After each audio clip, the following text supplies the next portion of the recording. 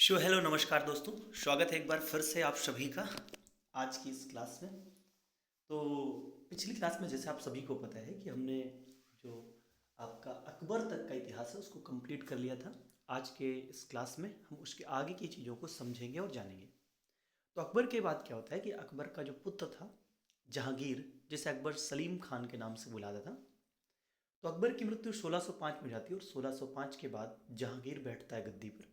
1605 से लेकर के 1627 तक का इसका शासनकाल रहेगा। हम्म इसका मूल नाम था, वास्तविक नाम कह सकते हैं आप, नूरुद्दीन मोहम्मद सलीम। ठीक है, क्योंकि शेख सलीम चिश्ती की दरगाह पर बाबर गया था, अकबर गया था, और वहीं पर कहते हैं मन्नत होती है, उस मन्नत के द्वारा ये पैदा हुआ था। तो इसको शेखू बाबा या सलीम के नाम से जो है पुकारता था। कौन? तो आप कहेंगे अकबर। जहांगीर का जीवनी कारक कौन था? तो जहांगीर का जीवनी कारक था मोतमिद खान, और उसने एक पुस्तक लिखी, इकबाल नामाए जहांगीरी। कौन सी पुस्तक लिखी थी? तो आप कहेंगे इकबाल नामाए जहांगीरी नाम की पुस्तक लिखी थी। ठीक है, ओके। फिर बात करते हैं इसकी उपाधि क्या थी। तो इसकी उपाधि थी बादशाह गाजी की। कौन सी उपाधि थी? तो आप कहेंगे इसकी उपाधि बादशाह गाजी की उपाधि थी। आगरा के किले में इस शासक ने क्या करा? न्याय की जंजीर लगवा दी। किसकी जंजीर? तो आप कहेंगे न्याय की जंजीर लगवाई। ये क्या थी कि एक अच्छे प्रशासन के लिए, जनता के न्याय मांगने के लिए एक जंजीर थी कुल मिलाकर के। फिर क्या होता है कि इसके जो विवाह होते हैं, कई विवाह होते हैं, तो इसका एक पुत्र होता है जिसका नाम था खुसरो। और उसी खुसरो ने क्या किया? गुरु अर्जुन देव के साथ जाकर के अपने पिता यानी कि शाहजहां के खिलाफ जो है विद्रोह की रणनीतियां बनाई। तो क्या होता है कि इस विद्रोह के लिए अर्जुन देव, जो कि पांचवें गुरु थे सिखों के, उन्होंने समर्थन दे दिया या फिर आशीर्वाद दिया उसको। इस वजह से जहांगीर ने अर्जुन देव को फांसी दे दिया था। जहांगीर की पत्नी का नाम क्या था? तो आप कहेंगे ये अकबर जहांगीर जो है 1611 ईस्वी में किससे? नूर जहां से मिला था। नूर जहां का वास्तविक नाम था मेहरुन्निसा। क्या नाम था? मेहरुन्निसा नाम था। और इस नूरजहां ने एक नूरजहानी गुट बनाया इसी के शासनकाल में। तो नूरजहां क्या करती थी? जब जहांगीर की पत्नी है, शासकीय मामलों में इसका अत्यधिक प्रभाव था, है ना। आधिकारिक बादशाह बेगम बनाया इसको। ठीक है, पच्ची कारी कला की शुरुआत की थी। दिव्य आभा मंडल का चित्रण प्रारंभ किया था। आपको पता है जहांगीर का जो शासनकाल था, वैसे भी जो है चित्रकारिता के लिए जाना जाता है, चित्रकला का स्वर्णकाल कहते हैं उसके शासनकाल को। ठीक है, फिर क्या है कि दस्तूर अल अमल की घोषणा हुई थी। 12 घोषणाएं हुई थी इसी के समय पर, जिसमें क्या था? जकात, तमगा, जिसे प्रकार के करों का जो है विरोध किया गया था। मादक पदार्थों की बिक्री पर प्रतिबंध लगा दिया। गुरुवार और रविवार को पशु हत्या पर प्रतिबंध लगा दिया। उसने अस्पताल का निर्माण किया, चिकित्सकों की नियुक्त की। जैसे मैंने आपको बताया था कि सल्तनत काल में एक शासक था जिसका नाम था फिरोज शाह तुगलक। उसने दारुल सिफा हॉस्पिटल्स बनवाए थे। ठीक है, अब नूरजहां ने, मैंने क्या कहा, गुट बनाया था। तो उस गुट में कौन कौन था? अगर इस तरह का आपको सवाल पूछता है तो क्या था? नूरजहां के पिता एतमादुद्दौला थे। इनका नाम क्या था? मिर्जा ग्यास बेग। और इन्हीं के लिए उन्होंने जो है नूरजहां ने एक मकबरा बनवाया था। क्या था? एतमादुद्दौला का मकबरा। और जो मकबरा है, क्या है कि इसमें एक शैली का प्रयोग किया गया, पित्रादुरा शैली का प्रयोग। और ये मुगल काल में सफ़ेद संगमरमर की पहली इमारत है, ये भी ध्यान रखेंगे। इसके भाई का नाम क्या था नूरजहां के? आशफ खान, वो इसमें शामिल था। नूरजहां की माता थी अस्मत बेगम, और अस्मत बेगम को फूलों से इत्र निकालने की कला पता थी। ठीक है, ध्यान रखेंगे। सॉरी। फिर बात करते हैं कि जो खुर्रम था यानी जो शाहजहां था, वो भी इस नूरजहानी गुट में शामिल था। ओके, अब जहांगीर ने कुछ राजनीतिक अभियान किए, क्योंकि उसके पिता ने भी किए थे। वो भी क्या करता है? मेवाड़ अभियान करता है 1605 से लेकर के 1615। दूसरी बात क्या है? यही वो शासक है जिसके समय पर अंग्रेजों का, या फिर यूं कहूँ कि पश्चिम से यूरोपियंस का आगमन शुरू हो जाता है। ठीक है, और पहली बार अंग्रेज ही आते हैं इसके दरबार में। तो क्या हुआ? पहला मेवाड़ अभियान हुआ, अमर सिंह ने आत्मसमर्पण कर दिया और जहांगीर को शाह खुर्रम की उपाधि दी थी। ठीक है, ध्यान रखेंगे। फिर क्या होता है? 1605 1620 आता है। 1620 में कांगड़ा अभियान किया था, और इस सबसे कठिन अभियान रहा। इसी अभियान पर अकबर तक असफल रहा था। 1622 में वो कंधार में पराजित हुआ। कांधार क्या था? ये भारत का प्रवेश द्वार था और ये सामरिक दृष्टि से बहुत महत्वपूर्ण था। फारस का शासक था अब्बास। अब्बास ने जहांगीर के काल में काबुल को पुनः छीन लिया, क्योंकि कांधार विजय नहीं हुई थी, कांधार पराजय हुई थी। फिर अगर बात करते हैं दक्षिण की ओर, फिर से उसने रुख किया और दक्षिण में कहाँ पहुंचेगा? अहमदनगर में मुगलों के साथ उसने संधि करी 1617 ईस्वी में। ठीक है। आदिल शाह जो कि बीजापुर का शासक है, उसने क्या किया? जहांगीर ने फरजंद की उपाधि दी थी। फरजंद मतलब इसका होता है पुत्र, शन, ठीक है, की उपाधि दी। बीजपुर नहीं, बीजापुर से संधि हुई थी। बीजापुर से संधि जब हुई तो क्या होता है? खुर्रम को शाहजहां की उपाधि मिली। हाँ। और अहमदनगर में विद्रोह हुआ। विद्रोह दबाने के लिए जहांगीर ने महावत खान को भेजा था। और जब यहीं दक्षिण में गया था कौन? खुर्रम, यानी कि शाहजहां। फिर क्या होता है? खुर्रम को शाहजहां के ऊपर लिखा है ना, बीजापुर जब गया था खुर्रम। कौन है ये पुत्र है किसका? जहांगीर का। तो इसको पहले खुर्रम कहते थे। शाहजहां के उपाधि दक्षिण अभियानों से प्राप्त हुई थी उसको। ठीक है। दक्षिण भारत में टोडरमल की व्यवस्था लागू थी। ये मलिक अंबर द्वारा पता चलता है। ठीक है, ध्यान रखिएगा। फिर क्या होता है? प्रमुख तथ्य है, कुछ ध्यान रखेंगे जो आप। क्या था? राजपूत नीति क्या थी? अकबर की तरह ही थी। राजपूतों को प्रशासन में उच्च पद दिया इसने। धार्मिक नीति क्या थी? दीन इलाही को समाप्त कर दिया इसने। और एक नीति शुरू करी थी, सुलह कुल की नीति, उसको जारी रखा था। सुलह कुल की नीति को प्रारंभ किसने किया था? अकबर ने प्रारंभ किया था, ध्यान रखेंगे। फिर मैंने क्या कहा? इसी के समय पर विदेशी यात्रियों का आगमन होता है। 1605 में 1608 में कैप्टन हॉकिंस आता है, जो कि जेम्स प्रथम का दूत था। और जब ये आया तो इसको कई भाषाओं का ज्ञान था। उसने क्या किया? फारसी में बात की जहांगीर से। जहांगीर खुश हुआ और उसे इंग्लिश खान की उपाधि दी और 400 का मनसब प्रदान किया। आप सभी को पता है मनसबदारी व्यवस्था की शुरुआत अकबर ने की थी, जबकि सर्वाधिक मनसबों की संख्या, मनसबदारों की संख्या औरंगजेब के समय थी। और एक सवाल और पूछता है कि सर्वाधिक हिंदू मनसबदार किसके समय थे? तो वो भी आंसर होगा औरंगजेब। टॉमस रो आता है इसी के समय 1615 में। सूरत में व्यापार हेतु फरमान प्राप्त किया उसने। और ये फ्रांसिस्को पेल्सर्ट जो आया था, ये 5 बार इसके समय आया था। ये पूछता है हमसे। ठीक है। फ्रांसिस्को पेल्सर्ट नहीं, इतनी सी बात ध्यान रखिएगा। और इसने एक पुस्तक लिखी है। पुस्तक का नाम क्या है? रिमॉन्स्ट्रेटी नाम है। क्या नाम है? रिमॉन्स्ट्रेटी नाम है। ओके। अच्छा, अगली बात करते हैं। मैंने कहा कि चित्रकला का स्वर्ण युग है। इसके समय पर उस्ताद मंसूर रहते थे, जो कि पक्षी चित्रकार थे, पक्षी का विशेषज्ञ थे, है ना, ध्यान रखिएगा। फिर दूसरी बात क्या है? उसको उपाधि दी गई थी नादिर उल अश्र की। कौन सी उपाधि दी थी? नादिर उल अश्र की उपाधि दी थी। अगर ये आप भूल जाते हैं तो आज याद रखेंगे। ठीक है। अब देखो, जो उस्ताद होते हैं, उस्ताद लोग रखते हैं अस्त्र, बस ये बात ध्यान रखिएगा। उस्तादों के पास क्या होता है? अस्त्र होता है। और अगर आप जिंदगी में कुछ जमा करना चाहते हैं तो जमा करिए क्या? हंसी जमा करिए। तो इसको कैसे याद रखना है? यानी कि मंसूर, उस्ताद मंसूर को अस्त्र की उपाधि, और हसन, मैंने क्या कहा? हंसी जमा करिए। यानी नादिर उल जमा की उपाधि दी थी किसको? अबुल हसन। अबुल हसन क्या था? व्यक्ति चित्रकार था। इसने 2 नीतियां लगाई थी, सिंह अशपा और 2 अशपा। ये क्या थी? ये भी वैसे मनसबदारी व्यवस्था के अंतर्गत यह मान सकते हैं। सिंह अशपा क्या था? सवार पद के 3 गुने घोड़े रखना। और 2 अशपा क्या थी?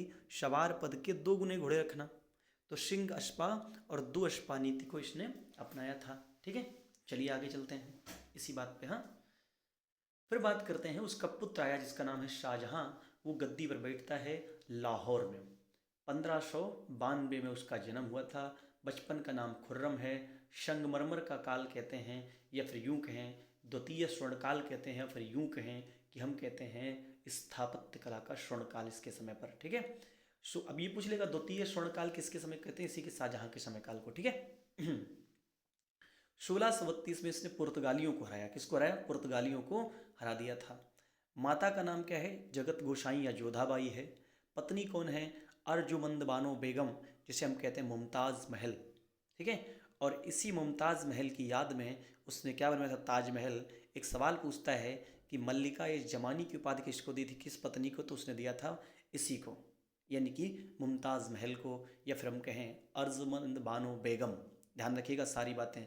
मम्मी कौन है? जगत गोसाई जोधाबाई है। ठीक है। अब आगे बात करते हैं, वास्तुकार इसका कौन था? अहमद लाहौरी। और उस्ताद इंशा कौन थे? कारीगर थे ना। हाँ, ध्यान रखेंगे। इस शाहजहां के काल में भी विद्रोह होते हैं। शाहजहां के काल में बुंदेला राजपूतों का विद्रोह हुआ 1628 में। और गद्दी पर ये कब बैठा है? तो आप कहेंगे 1627 में ही तो बैठा है गद्दी पर। 1628 में जुझार सिंह, जिसकी राजधानी ओरछा थी, बुंदेला राजपूत था, उसका विद्रोह हुआ था।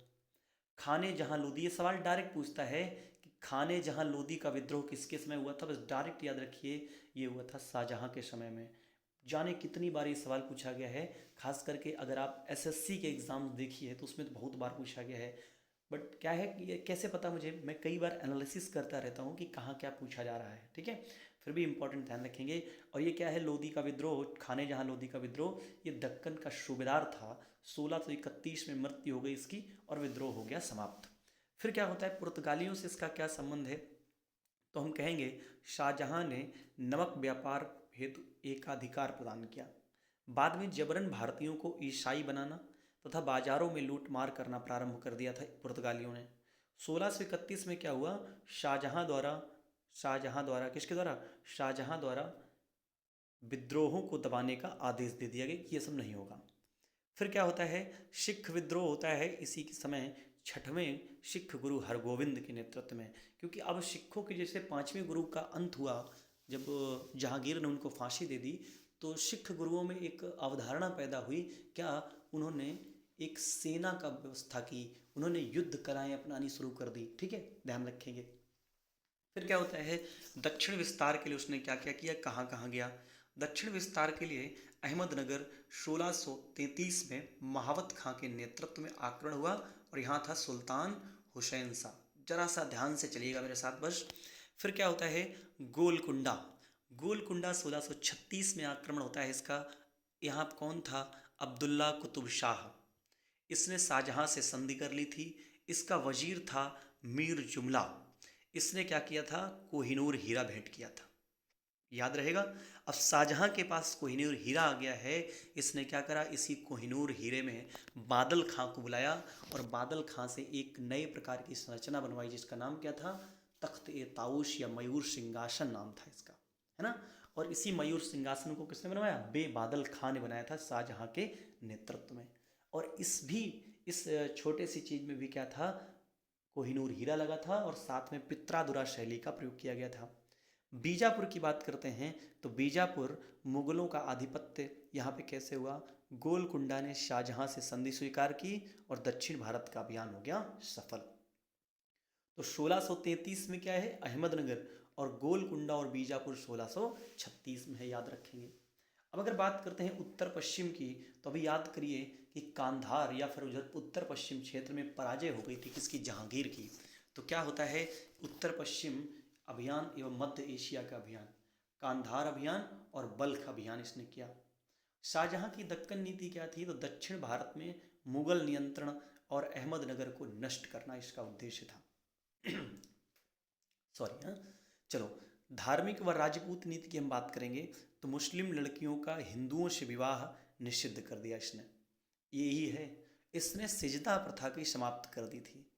अब याद करिए आप, सिजदा और पायबोस शुरू वैसे किसने किया था?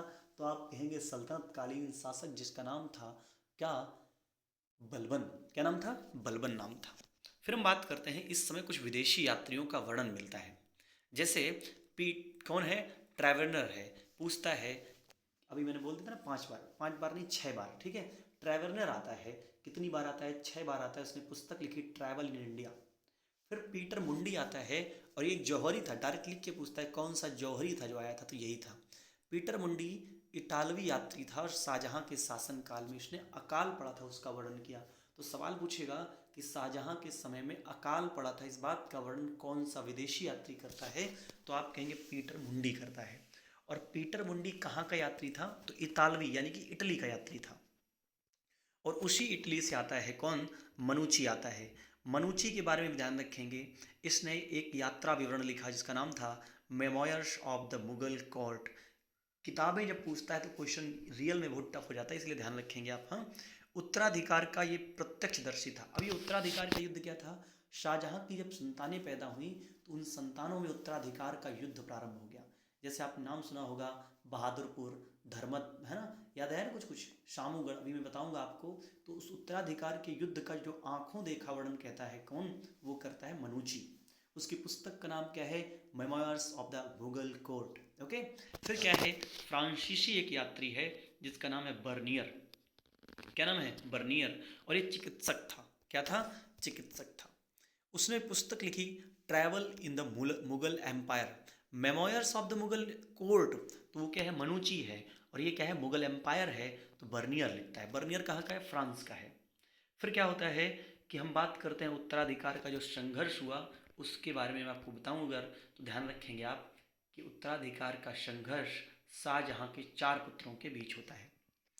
दारा शिकोह ये पंजाब का गवर्नर था, शाह शुजा बंगाल का गवर्नर था, औरंगजेब किसके पास था, दक्षिण भारत के पास, दक्षिण भारत औरंगजेब के पास था, और मुराद बख्श है औरंगजेब के, मुराद बख्श है किसके पास, मुराद बख्श के पास क्या है, गुजरात है, वेरी सॉरी। हाँ, अब ध्यान से सुनना, ये जो औरंगजेब और मुराद हैं ये दोनों एक साथ हो जाते हैं, ठीक है। और इस मुराद को भी अंतिम समय पर निपटा देता है कौन, औरंगजेब। औरंगजेब ने बहुत घटिया राजनीति अपनाई थी कुल मिलाकर के, ध्यान रखिएगा। फिर क्या लिखा हुआ है, दारा शिकोह परोक्ष रूप से उत्तराधिकारी घोषित कर दिया था। शाहजहां चाहता था कि मेरा सबसे बड़ा पुत्र कौन, जिसका नाम है दारा शिकोह, वो गद्दी संभाले। और दारा शिकोह से भी बड़ी एक बहन थी, उसको क्या कहते हैं आप ध्यान रखिएगा। पूरे के पूरे मुगल साम्राज्य में, ये यूं कहूँ मध्यकालीन इतिहास में शाहजहां की जो पुत्री है सबसे बड़ी थी संतानों में, उससे ज़्यादा समझदार कोई भी हुआ ही नहीं महिलाओं में, बहुत समझदार थी वो, ठीक है। चलिए, अब जब इतनी बात हो गई है तो ध्यान रखेंगे कोहिनूर हीरे की थोड़ी सी बात कर लीजिए। तो सर्वप्रथम ये काकतीय राजवंश में था, ठीक है, दक्षिण भारत में। नादिर शाह द्वारा चुराया गया, मयूर सिंहासन भाग में बनाया गया इसको, और 1100 केजी स्वर्ण के बराबर इसकी कीमत है, ध्यान रखेंगे भैया, हाँ। बहुत इंपॉर्टेंट बात है। अब मैं आपको युद्धों के बारे में बताता हूँ, वही जो युद्ध नहीं शुरू हुए हैं किसके बीच, उत्तराधिकार का युद्ध हुआ है। तो सबसे पहले ध्यान रखेंगे धर्मत का युद्ध होता है। धर्मत का युद्ध कहाँ होता है, वैसे धर्मत का नहीं, सबसे पहले होता है बहादुरपुर का युद्ध, हाँ। लेकिन चलो, हमें लिखा हुआ है धर्मत का युद्ध, औरंगजेब व मुराद तथा शाही सेना के बीच। औरंगजेब, मुराद एक साथ, और साथ में शाही सेना। तो शाही सेना हुई पराजित। शाही सेना का नेतृत्व कौन कर रहा था, कासिम खान और जसवंत सिंह। कहते हैं जसवंत सिंह जब यहाँ से हार के गया तो उसकी पत्नी ने दरवाज़ा नहीं खोला कि तुम हारे हुए लोग क्या ही मेरे पास आओगे, ठीक है। सोचो उस टाइम की पत्नियाँ भी कितना, मतलब क्या ही जिगरा रहा होगा। चलिए, तो अब अगली बात क्या करते हैं, फिर हुआ शामूगढ़ का युद्ध। शामूगढ़ के युद्ध में ये हुआ दारा शिकोह और औरंगजेब के बीच। दारा शिकोह पराजित हुआ और मुराद को धोखे से उसने कैद कर लिया था इसी युद्ध में, ठीक है, ध्यान रखेंगे। फिर अगर बात करते हैं शाहजहां ने क्या क्या बनवाया, तो आप कहेंगे दिल्ली का लाल किला बनवाया, जामा मस्जिद बनवाई, आगरा में मोती मस्जिद बनवाई, दीवाने आम, मतलब आम लोग इकट्ठा हो सकें, दीवाने खास सभी महत्वपूर्ण लोग और राजा कुलीन इनके लिए बनवाया। सबसे इम्पोर्टेंट बात, 1631 में जब मुमताज़ महल की मृत्यु हो जाती है तो 1632 से लेकर 1653 तक ताजमहल का निर्माण करवाता है, शीश महल का निर्माण करवाया, ख्वाबगाह, पित्रादुरी शैली का, कला शैली का प्रारंभ किया, शालीमार बाग का बनवाया, लाहौर में बनवाया। फिर हम थोड़ी सी बात कर लेते हैं किसके बारे में, हम बात करें अगर जो है ये कौन है, सिर्रे अकबर दारा शिकोह है। इसने क्या करा, सिर्रे अकबर नाम से उपनिषदों का अनुवाद किया फारसी में, सूफी संतों की जीवनी लिखी, इसे लघु अकबर कहते हैं, क्या कहते हैं, छोटा अकबर कहते हैं इसको, ठीक है, ध्यान रखेंगे आप। फिर ध्यान रखिएगा औरंगजेब के बारे में कि औरंगजेब 1658 से लेकर 1707 तक गद्दी में रहा। ये मुगल शासक, दूसरा मुगल शासक है जिसका समय काल सबसे लंबा है, और अकबर का सबसे लंबा था ना। फिर बात करते हैं, इसका जन्म 1618 में उज्जैन में हुआ था। माता मुमताज महल है, पत्नी का नाम दिलरास बानो बेगम, ये ईरान की थी। पुत्री का नाम क्या है, मेहरुनिशा है। ये ऐसा शासक है जिसने 2 बार राज्याभिषेक करवाया। उपाधि क्या थी, आलमगीर, पादशाह और गाजी की उपाधि ली थी इसने। ये अपने चारित्रिक गुणों के कारण जिंदा पीर कहा जाता था, और बहुत क्या बोलते हैं इस्लाम को मानने वाला था, या फिर यूं कहें कुरान पूरी की पूरी इसको याद थी। दक्षिण में इसने क्या किया, अब इसके समय क्या है कि शिवाजी आ चुके हैं, ध्यान रखिएगा शिवाजी 1627 में जो पैदा हुए थे, अब वो हो चुके हैं, उम्र हो चुकी है उनकी, तो उनसे संघर्ष बहुत होगा इसका, ठीक है। औरंगजेब का मतलब मराठों से संघर्ष होना शुरू हो जाएगा। पहले देखो 1656-57 में बीजापुर द्वारा संधि का उल्लंघन कर दिया गया, ठीक है। दक्षिण भारत में अभियान का नेतृत्व उसने पहले शाइस्ता खां को भेजा, फिर जयसिंह को भेजा, फिर मुअज्जम को भेजा, फिर शाह आलम को भेजा, और फिर क्या बोलते हैं स्वयं गया औरंगजेब। सब फिर क्या होता है, फिर अपना स्वयं चला जाता है ना वहाँ। फिर बीजापुर अभियान की हम बात करें अगर जो है, तो 1656 में संधि का पालन न करने पर जयसिंह द्वारा बीजापुर पर आक्रमण किया गया और शिवाजी ने करी पुरंदर की संधि। पुरंदर की संधि में शिवाजी को अपने कितने 23 किले देने पड़े, जिनकी आय लगभग जो है कहते हैं बहुत ज़्यादा थी, हूणों में थी, लाखों में जिसको कहते हैं ना, हूण में उसकी आय हुआ करती थी, तो शिवाजी को देने पड़े। और शिवाजी के पुत्र संभाजी को भी यहीं से कैद कर लिया जाता है, वो कहानी में आगे आपको बताऊंगा। फिर गोलकुंडा का अभियान होता है, और गोलकुंडा अभियान में क्या हुआ, शासक था उबैदुल्लाह, कौन था, उबैदुल्लाह कुली कुतुब शाह। अबुल हसन के शासन काल में 1638 के नेतृत्व में हुआ था, ठीक है। 1687 में औरंगजेब स्वयं नेतृत्वकर्ता बना, कहाँ का, यहाँ का। मुगल प्रांतों की संख्या इसके समय 20 थी, ये बड़ा इंपॉर्टेंट पॉइंट है, हाँ, सूबों की संख्या। मराठों के साथ मुगल संघर्ष 1655 में नहीं 1665 में कौन सी संधि हुई, आप कहेंगे वो हुई थी पुरंदर की संधि। 1680 में शिवाजी की मृत्यु हुई, संभाजी की हत्या हो गई, तथा शाहू जी को कैद करके राजा राम और ताराबाई के नेतृत्व में संघर्ष जारी रहा। ये मराठों के वाले चैप्टर में हम पढ़ेंगे चल के, हाँ। औरंगजेब के काल में क्या होता है, सिखों का विद्रोह होता है 1675 में। औरंगजेब के काल का अंतिम विद्रोह 9वें गुरु तेग बहादुर को मृत्युदंड दिया था उसने, इस्लाम स्वीकार न करने के कारण ना। 10वें गुरु गोविंद सिंह के साथ औरंगजेब जो है, औरंगजेब के उत्तराधिकारी बहादुर शाह प्रथम ने संधि कर ली थी। किसने, बहादुर शाह प्रथम ने संधि कर ली। कहते हैं कि औरंगजेब बहुत कट्टर था, उसके बारे में ध्यान सुन लीजिएगा। क्या है कि उसके शासन का आधार कुरान व शरीयत थी, यानी कि रूढ़ीवादी और कट्टर था ये। नौरोज प्रथा का शुरुआत किया उसने, त्यौहार पर प्रतिबंध लगाया इसने। झरोखा दर्शन समाप्त कर दिया। जजिया कर को जो अकबर ने समाप्त कर दिया था उसको फिर से इसने लगा दिया, है ना। मुहतशिब की उसने नियुक्ति की थी। मुहतशिब क्या था, जो जनता के चरित्र की निगरानी करता था, फिर मैं यूँ कहूँ कि जो धार्मिक अधिकारी हुआ करता था। इसने क्या करा, दारुल हर्ब के स्थान पर क्या करना चाहता था, दारुल इस्लाम का देश बनाना का पक्षधर था, ये कहता था ऐसा, हाँ। फिर क्या है, याद रखिएगा कि इसी के समय पर दिल्ली के लाल किला में मोती मस्जिद का निर्माण करवाया गया था, ये वेरी मोस्ट इंपॉर्टेंट पॉइंट है। फतवा ए आलमगीरी की रचना होती है इसी के समय।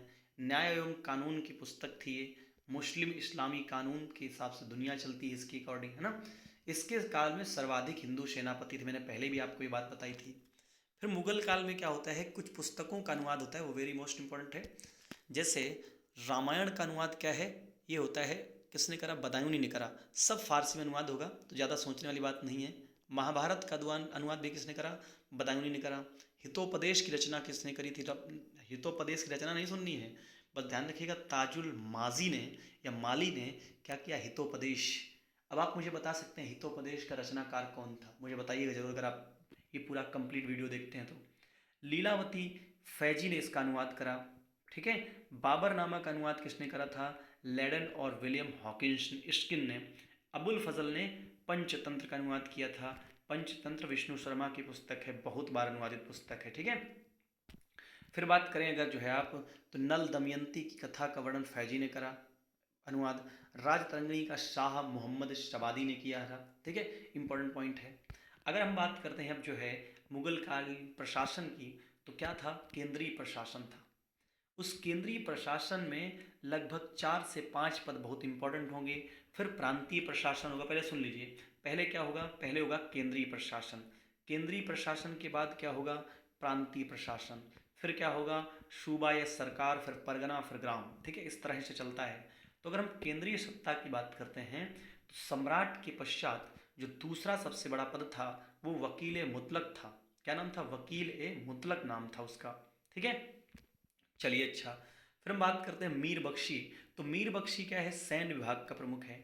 अब अगर आपको बख्शी मिलेगा तो आप बता दीजिएगा अच्छा अच्छा बख्शी वही है, बस पद छोटा हो गया है।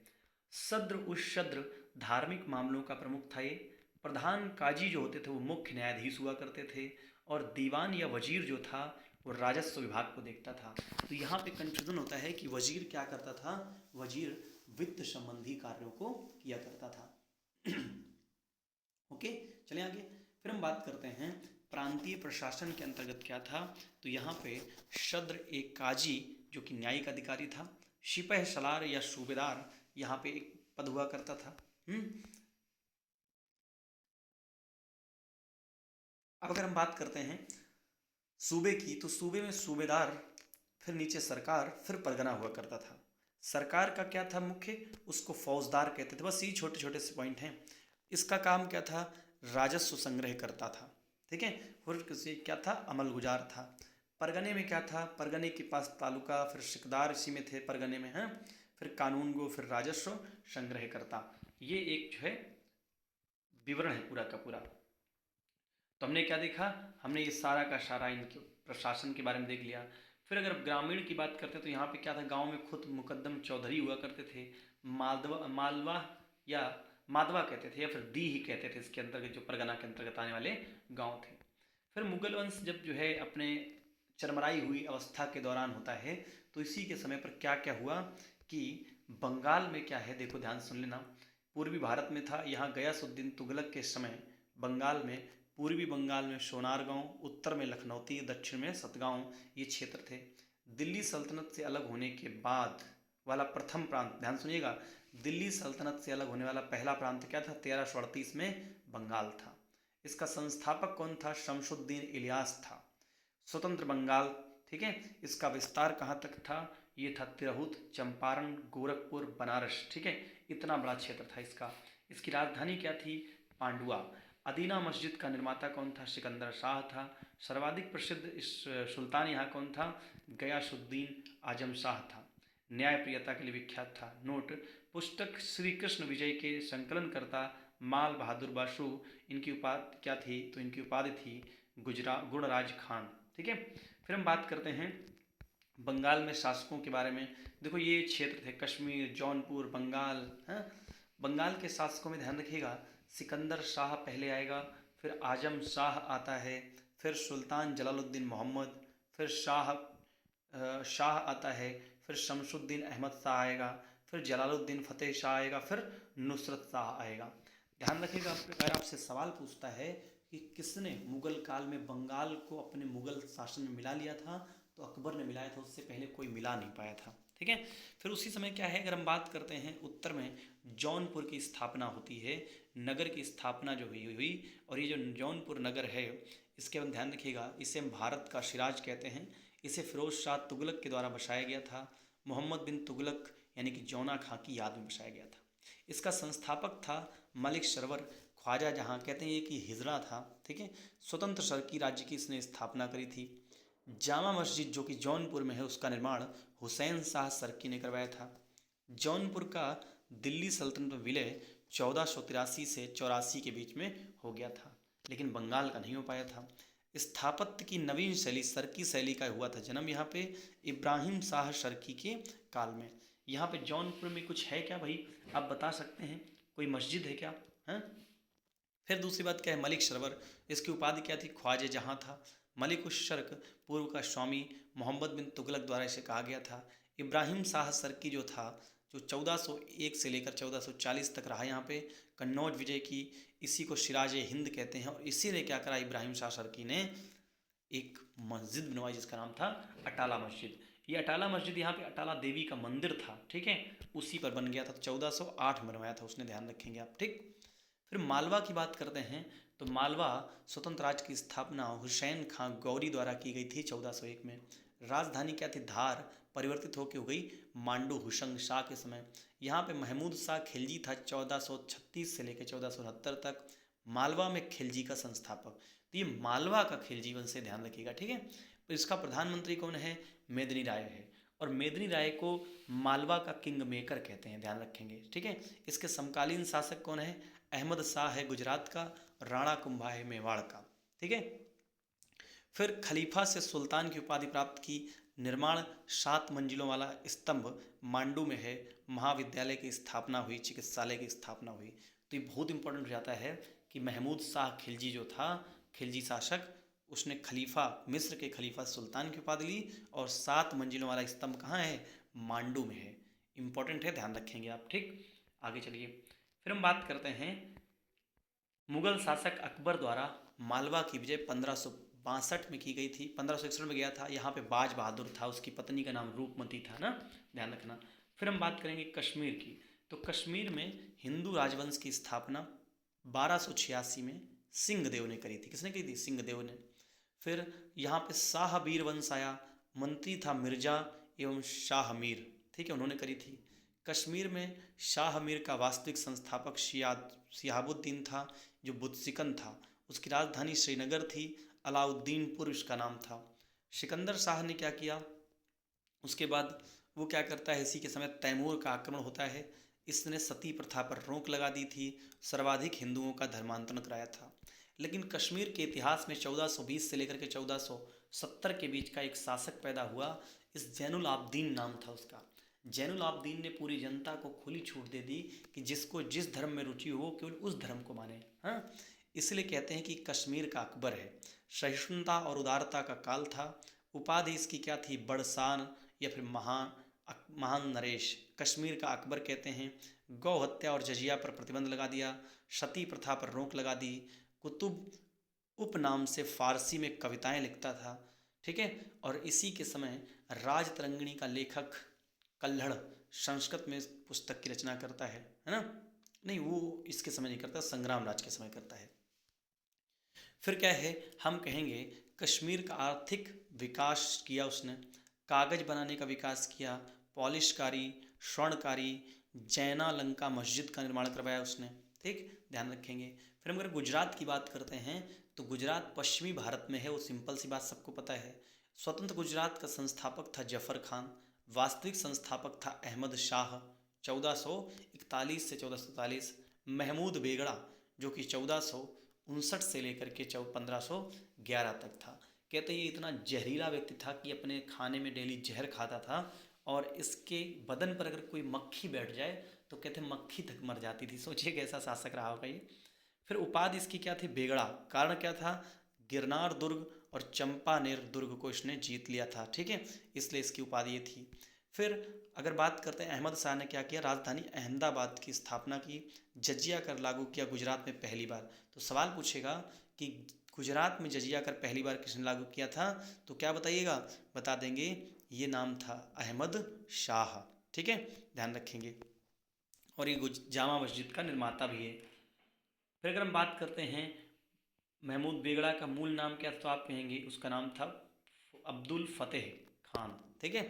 फिर बहादुर शाह आता है जो 1526 से 1537 रहता है, गुजरात का अंतिम शासक है। पुर्तगालियों पर इसने विजय की 1531 में। बुर्ज ए बहादुर शाही स्तंभ का निर्माण करवाया। दरबार में बारथोमा नाम का इटली यात्री आया था और बारबोसा भी आया था, ठीक है, घूमने के लिए। फिर उत्तर मुगल काल की अगर आप बात करते हैं तो उत्तर मुगल काल होता है 1707 से शुरू। पहले तो ध्यान रखिएगा कौन कौन से शासक आते हैं। बहादुर शाह प्रथम है तो उसका शासनकाल कब से कब तक है? 1707 से 12। जहादर शाह आएगा 1 साल केवल रहेगा, लंपट मूर्ख, 12 से 13। फर्रुख सियर आएगा 13 से 19, ये क्या है? कायर बादशाह है। मोहम्मद शाह रंगीला बादशाह है, 1779 से 19 से 48 तक जाएगा। फिर अहमद शाह आता है जो 1748 से 1754। फिर आलमगीर द्वितीय आएगा जिसे हम कहते हैं 54 से लेकर के 59 तक रहेगा। फिर शाह आलम द्वितीय आता है और शाह आलम द्वितीय 1759 से लेकर के 1806 तक रहेगा गद्दी पे। और अकबर द्वितीय था 1806 से 37। और अंतिम शासक है बहादुर शाह द्वितीय जफर, है ना 1837 से 1857। फिर होता क्या क्या है ध्यान से देखिएगा। जब औरंगजेब की मौत हो गई तो उत्तराधिकार का संघर्ष प्रारंभ हो गया, ठीक है। इसके 3 पुत्र थे, मुअज्जम, आजम और कामबख्श। उसने मुअज्जम को क्या दे दिया? काबुल दे दिया। आजम को गुजरात और कामबख्श को बीजापुर। मुअज्जम को काबुल, आजम को गुजरात, ऐसे याद कर लो, आजा गुजरात में काम मिलेगा, है ना, बीजापुर में ठीक है, कुछ भी करके याद कर लीजिए। अब हम अगर बात करते हैं तो मोहम्मद आजम ने उत्तराधिकार के युद्ध में जाजऊ का युद्ध होता है। कौन सा युद्ध? जाजऊ का युद्ध। अब इसमें आजम क्या होता है? विजयी हो जाता है। उपाधि इसकी क्या है? बहादुर शाह प्रथम है। तो पूछेगा इसका बहादुर शाह प्रथम का नाम क्या था? मोहम्मद आजम नाम था। दिल्ली की गद्दी पर बैठा ये, बहुत उम्र हो चुकी थी। बहादुर शाह प्रथम 65 वर्ष की आयु में दिल्ली का सम्राट बना। मैत्रीपूर्ण नीति मराठों के प्रति अपनाई इसने, राजपूतों के प्रति भी अपनाई थी। डच प्रतिनिधिमंडल जिसका नाम था जेशुआ केटलार इसके समय पर ही भारत आया था। ठीक, ध्यान रखेंगे। इसका उपनाम क्या था? शाहे बेखबर था। बहुत उम्र हो चुकी थी भाई, बेखबर तो हो ही जाएगा कोई भी हो। हाँ, फिर क्या है? जहांदर शाह आता है जिसे हम कहते हैं लंपट मूर्ख। जुल्फिकार की मदद से सिंहासन की प्राप्त किया। मिर्जा की उपाधि उसने राजा जयसिंह, आमेर का राजा था, उसको दी थी। महाराजा की उपाधि जो है रणजीत सिंह को दी थी। जजिया कर इसने कर दिया समाप्त। उपनाम था लंपट मूर्ख या लापरवाह शासक। ठीक है, अच्छा। अब फर्रुख शेर से अगर बात करते हैं तो सैयद बंधुओं की सहायता से सिंहासन इसने प्राप्त किया। ईस्ट इंडिया कंपनी के लिए शाही शासन का फरमान किया 1717 में। ठीक है, इसका उपनाम था घृणित कायर। इसको इसने क्या करे? जजिया को फिर से शुरू कर दिया। 1713 से लेकर के 20 तक जो है शासन पर सैयद बंधुओं का नियंत्रण रहता है। इनको किंग मेकर कहते हैं। सहिष्णुता की नीति का संरक्षक, सुल्तानों को बनाने वाला यानी किंग मेकर। सैयद बंधुओं द्वारा राजपूतों, मराठों और जाटों के साथ मेल मिलाप की नीति जारी रही। फिर आता है मोहम्मद शाह जो कि सबसे लंबे समय तक यहाँ बीच में जाएगा। अंतिम रूप से 1720 में जजिया करके इसने समाप्त कर दी।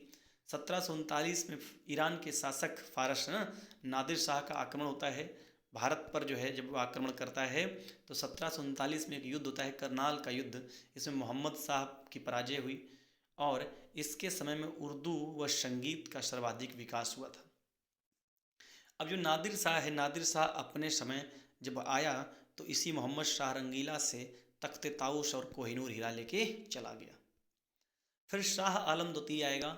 इसी शाह आलम द्वितीय के समय फिर से एक बार अटैक होगा, देखिएगा ध्यान से। कहते हैं शाह आलम द्वितीय बक्सर का युद्ध 1764 में होता है। अंग्रेज सेनापति हेक्टर मुनरो, मुगल सेनापति थे, अवध का शासक था शुजाउद्दौला, बंगाल का मीर कासिम। ठीक है, और ये सब मिलके एक साथ लड़े लेकिन पराजय हो गई। इलाहाबाद की संधि होती ईस्ट इंडिया कंपनी और शाह आलम द्वितीय के बीच, और शाह आलम द्वितीय को अंग्रेजों का पेंशनर बना दिया गया। तो पहला पेंशनर है अंग्रेजों का, ध्यान रखेंगे। फिर हम बात करते हैं अंतिम, तो बहादुर शाह जफर की बात कर लीजिए, बहादुर शाह द्वितीय की बात कर लीजिए। बीच में सब कोई मतलब नहीं है, बस ये ध्यान रखिएगा अकबर द्वितीय ने क्या किया था? राजा राम मोहन राय को राजा की उपाधि दी थी। हाँ, जिसने जफर नाम से कविताएं करनी शुरू कर दी। 1857 में सैनिक विद्रोह के नेता के रूप में काम किया इसने। अंग्रेज सैनिकों द्वारा गिरफ्तारी की गई। 1882 में नहीं, 1862 में इसकी मौत हो गई थी रंगून म्यांमार में। ठीक है, और 1858 के अधिनियम से इनको समाप्त कर दिया गया था।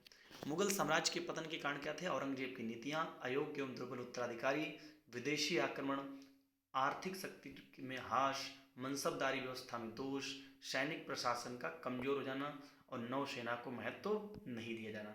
ध्यान रखिएगा, ये था मुगल वंश के बारे में। अगर कुछ और जानकारियां हैं तो उनको हम समझेंगे, लेकिन अगली क्लास में हम मिलेंगे आपको मराठा के साथ। ठीक है, मिलते हैं अगली अपनी क्लास में।